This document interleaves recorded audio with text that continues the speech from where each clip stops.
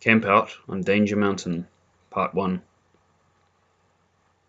The light of the full moon casts shadows through the forest. Beside you, around the campfire, your friends are dozing or whispering to one another. As you slap another creepy bug crawling on your leg, you wish like crazy you were back in your own room playing Zapman. No such luck. You're on a class trip, a camp out, and so far it's been awful. No excitement at all. You voted to go to Adventureland, famous for its double loop-the-loop roller coaster, but you lost. The nerds who voted for this campout must have been paid off by squadrons of hungry mosquitoes.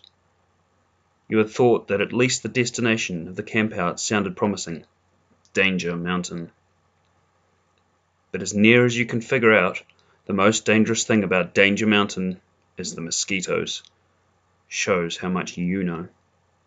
To your left is Ronnie Newberger with his weird hat pulled down over his ears. He has a strange, contented look on his face, and you can see why. The hat is covering earphones. Ronnie's got a radio and he's turned it on to WROC back home. Trust Ronnie to bring civilization to the boondocks. Maria Dussel stands up to make an announcement about the tall tale contest that is to begin shortly. Maria says her tall tale will be about Chief Sitting Elk, who lived on Danger Mountain 200 years ago. The winners of the contest will spend 2 days at Adventureland. Now that's the best news you've heard all day. Next, Mr. Marks, the biology teacher and class trip chaperone, announces the schedule for tomorrow. 6 o'clock, wake up. 6:30, bird walk. 7:30, breakfast and clean up. 8:15, 15-kilometer hike. Blah, blah, blah, blah. You tune out Mr. Marks's incredibly boring schedule by trying to think up a tall tale to get you to Adventureland.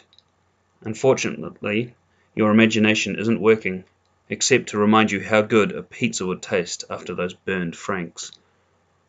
Suddenly, Ronnie's face changes from contented to astonished. "Hey, get this!" he cries as he pulls off his hat, revealing the earphones. "There are bank robbers around here." "Yeah, sure," you say. Ronnie loves to play practical jokes. "No, really," Ronnie protests.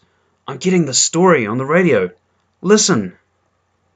"They say that a gang held up the Third National Trust in town this morning," says Ronnie. "They stole $250,000 and were last seen heading west towards the mountain and Lake Pitiwawa. That's here. They're armed and dangerous." Someone gasps, and everyone starts to talk at once. "All right, boys and girls," says Mr. Marks in his most irritating "I'm in charge" voice. "I'd better let the authorities know where we are. There's a CB radio in one of the vans. I'm going back out to it. You are all to stay here and wait for me. Under no circumstances are you to leave the campsite." And with that, he takes off alone. The woods seem a bit darker now and a lot more exciting. After all, you think there could be bank robbers hiding behind the mosquitoes.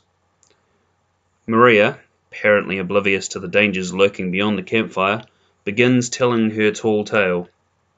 No one pays her much attention. Suddenly, everyone is alert. What was that sound? There it is again. Sounds like a person yelling.